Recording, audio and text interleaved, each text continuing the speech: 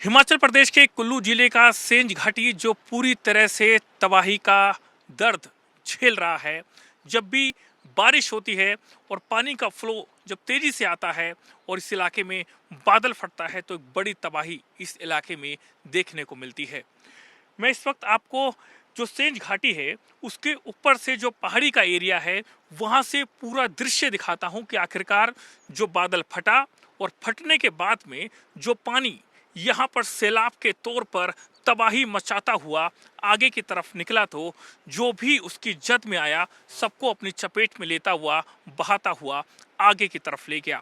ये जो ठीक सामने आप देख रहे हैं ये जो है ठीक वो एरिया है। यहाँ से करीबन 5 से 7 किलोमीटर की दूरी पर ही बादल फटा था 25 जून को। उसके बाद में बड़े बड़े पहाड़ के पत्थर, पेड़ और उसके बाद में जो ठीक सामने आप पुल आप देख रहे हैं वहां पर मेरे कैमरा पर्सन अगर आपको जूम करेंगे वहां पर एक रोड था वो तबाह हो गया।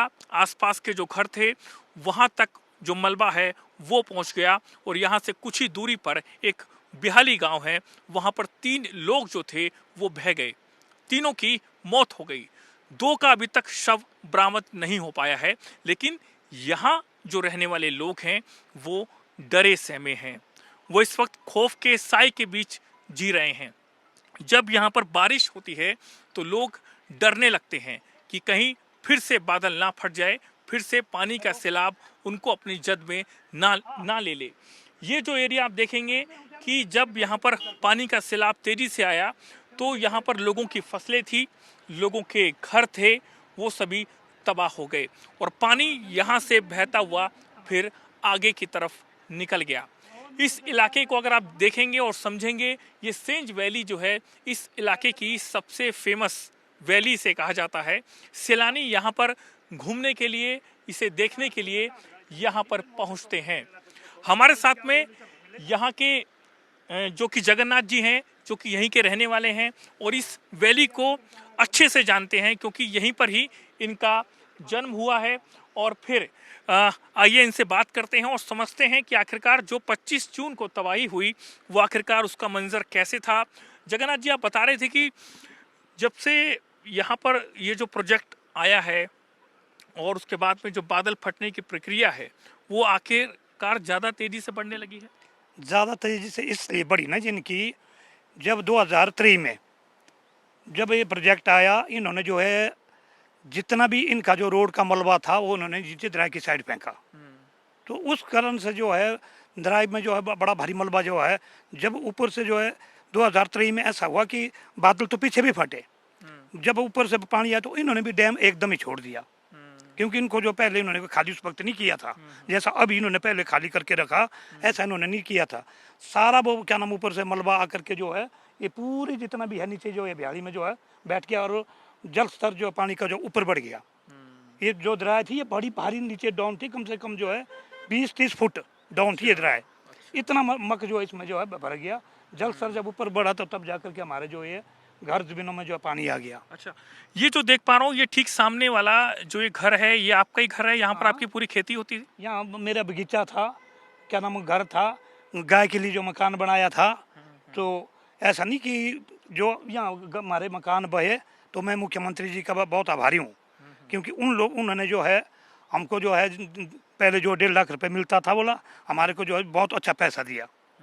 तो लेकिन डैम के बनने से इस बार की जो तबाही है बताया जा रहा है कि पानी का जो फ्लो था उसको रोक दिया, जिसकी वजह से आगे का जो एरिया था सेंज वैली का उसको नुकसान नहीं हुआ। हाँ, नुकसान तो ज़्यादा नहीं हुआ क्योंकि अगर डैम खाली ना किया होता तो बहुत तबाही मचती, ये बाजार ही ख़त्म हो जाता।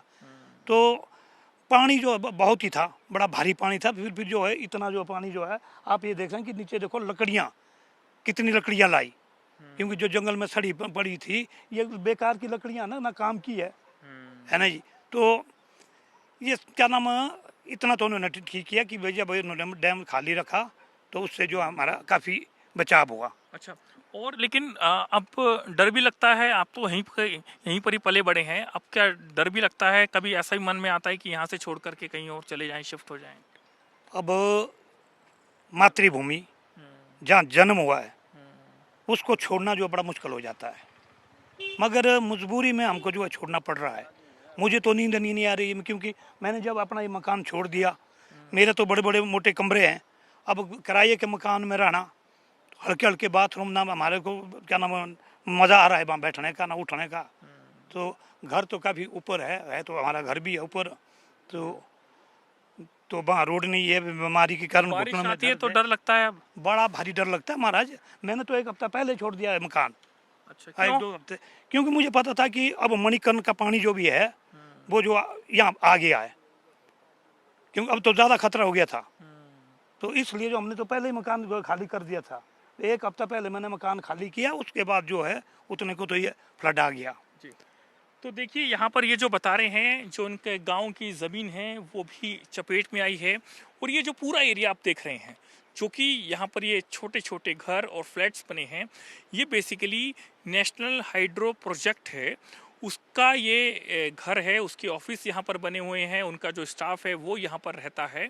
और यहाँ पर अलग अलग जगहों पर बड़े बड़े डैम हैं जिनके ज़रिए बिजली बनाई जाती है, सरकार को उसका मुनाफा होता है, कई स्टेट को बिजली जो है वो इन पानी जो यहाँ से जा रहा है इसके ज़रिए बनती है और फिर सप्लाई होती है। लेकिन सेंज वैली के करीबन 2500 से ज़्यादा लोग इस वक्त डर के साए में जी रहे हैं। जब रात को बारिश होती है तो ये लोग बार बार उठ के देखते हैं कि आखिरकार बारिश कितनी तेज़ हो रही है, कहीं ऐसा तो नहीं रात में बादल फट जाए और फिर तबाही का सैलाब इनको अपनी जद में लेकर के आगे की तरफ बहाता हुआ निकल जाए।